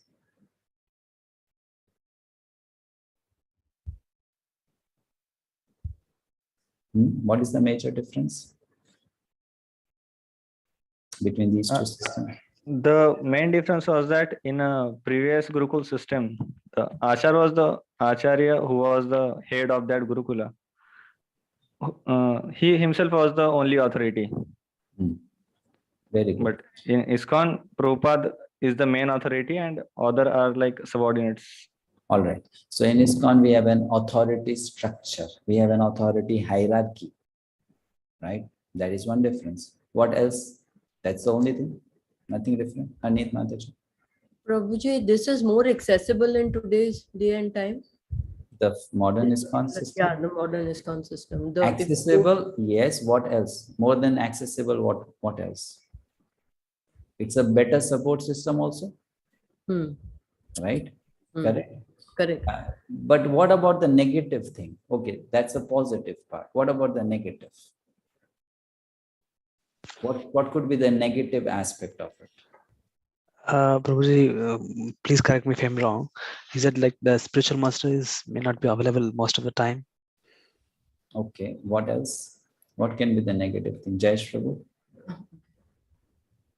We told that there wouldn't be any personal association with the spiritual master. Personal association. Yeah. So there would be lack of instructions and correct. Okay. Lack of services. So in traditional system, you are living with the Guru in the ashram. So you can anytime meet the Guru, ask question, right? Here, you are a part of a big organization. You may not get that personal one-to-one meeting, interaction, all those things might not be possible. So that is one thing. What else can be there negative? There is no Guru Parampara system. So there is only one initiating master. Yeah. Here there is a Guru. In the traditional Gurukul system, there is only one person who will give initiation. And in this, there is a Guru Parampara. So any problem with that? There is a chance that the teachings might change in the Parampara. Where? There or in this modern ISKCON scenario? In the modern ISKCON. Okay. In the modern ISKCON. Okay. Any other thought on this? What can be wrong about having this culture of the modern ISKCON? What might go wrong there? There can be fights because so many gurus. One may say one thing, other may say another thing. There may be factions. That's what we can get confused between so many gurus. Correct. We can get confused. This person is telling this, that person is telling that. What should I do? So there can be such issues also. And now, okay, if we say, let's say we make modern ISKCON the way traditional Guru ashram was there, one Guru, and just like that we make ISKCON. What will happen then? What will happen? Then no problem. No, you have one Guru, everyone ask question, meet the Guru, clarify doubts. But if you make like that, what will happen? Vijay Narayan Prabhu? The people in this Kali Yuga will not approach at all to the temple, Prabhu. Because they will want everything in an easier manner. So that current modern ISKCON will provide that. But in a traditional system, it won't be available. Okay. There's something else which I'm looking for. Santosh Prabhu? In terms of making devotees maybe reduces. Yeah. How will the movement grow? Yeah. Spread. How will you become an international organization? Right? So we need to understand one thing. We are discussing serious issue here. Institution always has problems. Organization always has problems. But to preach on a massive manner, on a massive scale, all over the world, it's not possible without an institution. Is it possible? Not possible. We would not have this course, online course, where people are, attending from South Africa, UK, different parts of India, without an institution. Would it be possible? Not possible, right? So this preaching would not happen. Massive preaching. This won't happen. Not possible at all. And that's why the modern ISKCON is a very unique idea. Traditionally, there has been nothing like this. Never, ever. But modern ISKCON is a very unique idea created by our acharyas to facilitate preaching of Krishna consciousness. And this idea is whose idea? It is the idea of Srila Bhakti Siddhanta Saraswati Thakur, the Guru Maharaj of Srila Prabhupada. It is his idea. It is his plan. It is not Prabhupada's plan. It is his plan. He wanted it like this. Prabhupada just took it from him. Srila Bhakti Siddhanta Saraswati Thakur, he told his followers, I don't want to make one person the next Acharya after me. Traditionally, what happened is, one guru would be there, and when that guru would leave the body, that guru would make the best student as the next Acharya, the next teacher. That's how it used to be traditionally. So when Srila Bhakti Siddhanta Saraswati Thakur, the Guru Maharaj of Srila Prabhupada, was leaving, he said, I don't want that anymore. I want many people to come together, cooperate, and lead the movement. He wanted to make an organization, not one selected person to lead. And what happened is, the disciples of Bhakti Siddhanta, they disobeyed that instruction of their guru. They did not follow that instruction. They did not make a team. They all started making their own temples, individual institutions. I want to be the guru. I want to be the guru. I want to be the guru. I want to be the guru. And in that situation, then Srila Prabhupada had to start a new organization. Start it from scratch. Did he want to start it from scratch? No. You read his life. He always wanted to be a part of his own spiritual master's mission. But then when he saw these people are not cooperating and working together, he had to start his organization. But when he started his organization, then he said, in my organization, after me, there will not be just one person. There will be a team. So he made a team. He appointed 12 people as the next gurus, 12 acharyas. And then he said, more will join. So he made a structure that's called GBC, Governing Body Commission. And this is his genius. Why it is his genius? Please try to understand. If all the burden comes on one person and that person somehow or other collapses, what will happen to the organization? What will happen to the institute? Right? Like I told you, if one person has 10,000 disciples, and because of the heavy sinful reaction coming from those 10,000 people, if this one person collapses, what will happen to the entire institute, organization? Right? So Srila Prabhupada could see all of that. It may happen. So he said, let's work together as an institute. Let's make a team. That's what modern ISKCON is. Now, because of that, there are many challenges and issues a member of ISKCON may face, which one may not face in a traditional guru system, which may be there in the modern institute. However, if one is well educated and one knows how to deal with those situations, one can easily deal with those situations, right? So here, we further to understand this topic. Next Acharya. Someone please read. Hare Krishna Prabhuji. Yes, Kamalakshi. Bhakti Siddhanta Saraswati Thakura, at the time of his departure, which is not seen, Prabhuji.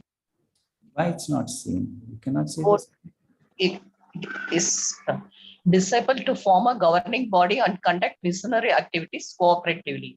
He did not instruct a particular man to become the next Acharya, but just after his passing away, his leading secretaries made plans without authority to occupy the post of Acharya, and they split into two factions over who the next Acharya would be. Consequently, both factions were asara or useless because they had no authority, having disobeyed the order of the spiritual master. Sri Chaitanya Charitamrita Adilila 12.8. Yeah.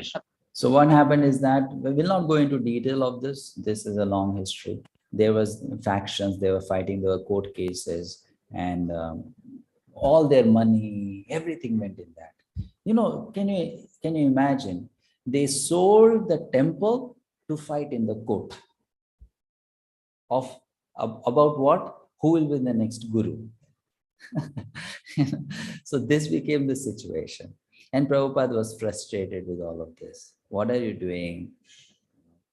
So he had to then start a new organization. Of course, the followers of Bhakti Siddhanta coming in Gaudiya Math are better situated now. Now they are really, following sincerely. They are also purely following now. So we won't say that still now they are bad. In those days, we are talking about history. So we don't call bad names at present to the Gaudiya Math or Gaudiya mission. Now they are trying to sincerely follow. That's okay. But we are talking about what happened 100 years ago. And that is the reason Prabhupada had to start a new organization, a new society, now remain away from the dirt which was there around in the original branch. Fine. So what did Prabhupada do then further? He speaks about this. Can someone read, please, this slide? United we stand. Chaitanya Mahaprabhu himself wanted our cooperation. He is God, Krishna, and therefore cooperation is very important thing. Nobody should think that I have got so great ability I can do. No, it is simply by cooperation we can do very big thing. United we stand, divided we fall. This is our. So be strong in pushing on Krishna consciousness, and Krishna will help. He is the strongest. Still, we must be combined together. Room conversation with Radha Damodara Sankirtan Party. Hare Krishna. So he's talking about a principle that the demoniac forces in Kali Yuga are very strong, very, very strong. And those who are on the path of virtue, if they don't come together and stay united, then we will all be blown away by the negative energies that are prevalent in the society. We'll be just blown away by that. So, we have to cooperate to stay protected. That's the point. Otherwise, to practice Krishna consciousness purely in Kali Yuga is next to impossible. Next to impossible. It's not really practically possible. One cannot follow 4 regulative principles easily. In India, people are fortunate. The situations, the circumstances are not that bad. But you go to many countries outside India, breaking 4 regulative principles is a norm. One has to engage in sinful activity. I was talking to one devotee. He is a part of this course. Today he could not join. He came from West Africa, Nigeria. And he was telling me, in Nigeria, you will find, non-vegetarian food cheaper than vegetarian food. Because people eat so much non-veg. So it becomes it's not that it's their choice. If they are not earning sufficiently, that's what they have to eat. He said in that country, tobacco and alcohol is so cheap. So cheap. You can easily get it. So try to understand that for people to follow pure life, the environment is not supportive. That's how this age is. Very difficult. In India, we are fortunate, very, very fortunate, but outside India, very difficult. So how can people stay pure and practice purely? Only if that support system is there coming from the organization. There's a temple or there's a community, right, where they can get such things. That's possible. So Prabhupada could see that, and he's saying that's why we need to cooperate, work together to make this message go across the world. Now, last exercise for today. You are able to see it on screen. What could be the appropriate ways and inappropriate ways of dealing with a situation where the instruction given by one's local ISKCON authority differ from the instruction given by one's guru? It may happen, right, in one's life, that your local authority tells you something and your guru tells you something else. So what could be the appropriate way of dealing with such a situation and inappropriate way of dealing with such a situation? Such situation may come up because we, as we said, we are part of an organization. It will happen, it may happen. So how to deal with such a situation? Appropriately, inappropriately. What to do? Santosh Prabhu? Prabhuji, as I heard, he can, the disciple, he can check with his spiritual master regarding his local authority's instruction. Then he can take decision from his spiritual master. Then he can move ahead to cooperate. Okay, fine. All right. What else? That's the appropriate way of doing it, right? Hadn't Mataji. Prabhuji, the inappropriate way of doing it would be to tell the local ISKCON authority that you're wrong. This is not the way to do it. Correct. The appropriate would be to take guidance. Take guidance. Or what would be appropriate?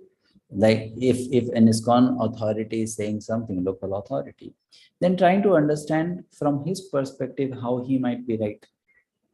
Right?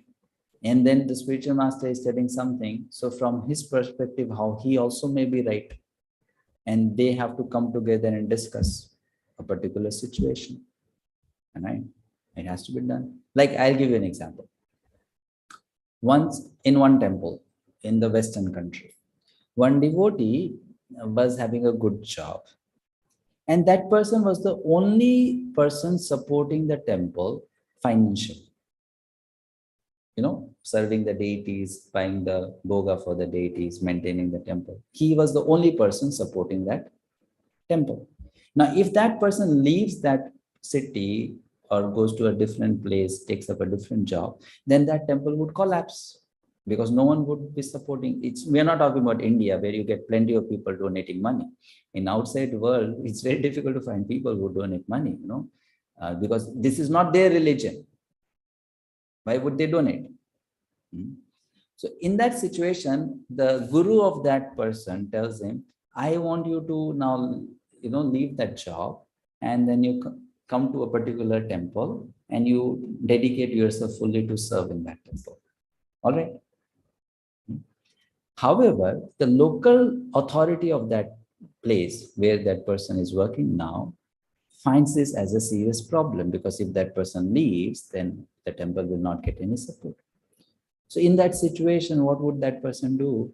What would be the best way to deal with it? That person can directly contact the guru and request that, you see, our temple needs this person badly. Correct. Right? We need him badly. If he leaves, then the whole temple is going to collapse. And by mutual understanding and cooperation, the problem can be solved. Correct. If it is an international organization, then we don't have to just think about our individual projects. We have to think about the whole organization. Isn't it? Right? When it's international, then means it's about the whole project. It's not just about my temple, my country, my project, my initiative. It's about everyone. It's all are together. So in this way, appropriate ways would be that people come together, discuss, and then keep Srila Prabhupada in the center, what would please Srila Prabhupada, what would be good for all the members of the society, and take a decision. Cooperate. And inappropriate would be just labeling people bad or insincere or not knowing the right thing, right? And then creating confusion, faction, fighting, quarreling. That would be the inappropriate way of doing that. So this has to be understood. On an institute level, this has to be understood and accepted as a practice. Fine. So 2 more slides just to complete this lesson. What happened? I'm telling you a real story. Once it happened, yes, because many of you are very new to ISKCON. You don't know the history. When Srila Prabhupada was in America, one person got associated with Prabhupada. Now this person was himself a guru and he had hundreds of disciples. But he became so influenced by Prabhupada that he became a disciple of Prabhupada. So what will happen? Naturally, all his disciples also became disciples of Srila Prabhupada. But the problem is that though this person became a disciple of Prabhupada, he could not give up his identity that I am also a guru. So he would teach his own style of Krishna consciousness to his disciples. Means he is learning something from Srila Prabhupada, but he would subtract certain things from it, add certain things to it, and then present that as a package to his followers. Now his followers then became a little different from the normal ISKCON members, because the normal ISKCON members, they followed exactly what Prabhupada taught, and these followers, they followed what their guru taught. So in this situation, there was a fight. Right? You should follow Prabhupada nicely if you are into this organization, right? So these people, they said, we follow Prabhupada, but we don't follow ISKCON. We follow Prabhupada, but we don't follow ISKCON. We don't follow ISKCON. In that situation, what Prabhupada told. So this is the conclusion of that. When they say they don't like ISKCON and the GBC, they are really saying they don't like to follow my order. That means they don't like my order. That means they don't have faith in my order. That means they don't have faith in me. That means Guru Aparat. To say have faith in me is just hypocrisy. So what is Srila Prabhupada telling here to all of us? That if I follow Srila Prabhupada, then I have to follow Srila Prabhupada's structure that he gave, right? I have to follow the institute, the society, the rules of the society, the rules of the organization, if I follow Srila Prabhupada. And if I say I don't follow the institute rules, then I'm not cooperating with Srila Prabhupada's plan, isn't it? Because the institute is made by him. It's not that someone else made the institute. It's he who made the institute. It's he who made the GBCs. It's he who gave them the power. So this is to be understood, and only very mature people, broad-minded people can understand that actually this is for larger benefit. Now we'll talk on this next class because it's a big topic in itself. We'll end here. Any 1 or 2 questions or doubts to clarify?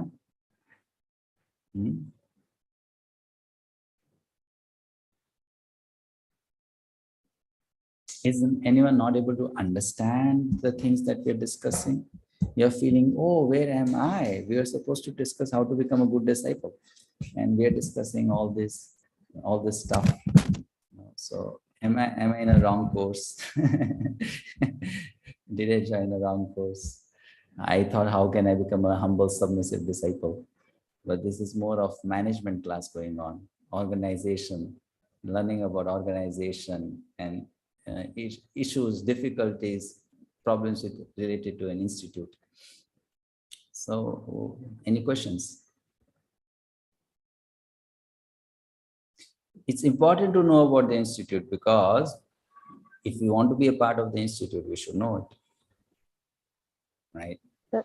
Prabhuji, can you please repeat the 5 points of Ritvik philosophy, like the Prabhupada, you tell us that Prabhupada never wrote somewhere to take initiation from his spiritual master, or is not mentioned in the for Ritvik philosophy. Actually, if you want, it's all given in the handbook. You go to page number 16. Okay, It has so many arguments against Ritvik. Okay. So many arguments are there. All right. Anita Mataji. Hare Krishna Prabhuji, if you can please tell the 4 sampradayas little bit, that would be great. 4 sampradayas. Okay, there are 4 Vaishnava sampradayas which are considered bona fide. They give you the bona fide knowledge about Krishna, transcendental knowledge. These 4 sampradayas started from Brahmaji, Lakshmiji, Lord Shiva, and 4 Kumaras, because Krishna originally gave the knowledge of the Vedas to these 4 personalities. In different ways, in different forms, he gave the knowledge. So that's how the 4 schools began, or 4 universities began. These are called Vaishnava universities. Sampradaya means university. So for each sampradaya, then came a sampradaya acharya in Kali Yuga to strengthen that sampradaya. For Sri Sampradaya came Ramanujacharya. For Brahma Sampradaya came Madhvacharya. For Rudra Sampradaya came Vishnu Swami. For Kumara Sampradaya came Nimbarka Acharya. Great Vaishnava Acharyas. And in that Brahma Sampradaya or Madhva Sampradaya, Lord Chaitanya came, became a part of that. So we are also connected to that, belong to that Sampradaya. However, because of Lord Chaitanya's appearance and his extra knowledge that he provided, Achintya Bheda Tattva, the Gaudiya Sampradaya is sometimes considered as the 5th Sampradaya, a very special one, a unique one. Part of Brahma Madhva, but a special one, whose leader is Sri Chaitanya and whose professor is Sri Rupa Goswami. So that is then the sampradaya to which we belong. Anyone belonging to any of these sampradayas are eligible to go back home, back to Godhead, if they sincerely follow the teachings. Right? Anyone belonging to any of these sampradayas. However, as Kali Yuga progresses, all these 4 sampradayas will come together. They will merge. They'll become one. And they will all take shelter of Gaudiya Vaishnavism. They'll come under one umbrella. So that will happen. Okay. Anything else? Fine. So see you next week. I'll give you the reading assignment for next week. Tomorrow, I'll also send a quiz in the WhatsApp group, which you can try solving. And please read through the handbook. If you don't read through the handbook, maybe what we are discussing here will not make any sense to you. You will not be able to find the head and tail of what we are discussing here, right? So go through the handbook and come prepared. And if you have questions, then you can ask in the class. All right. Thank you so much.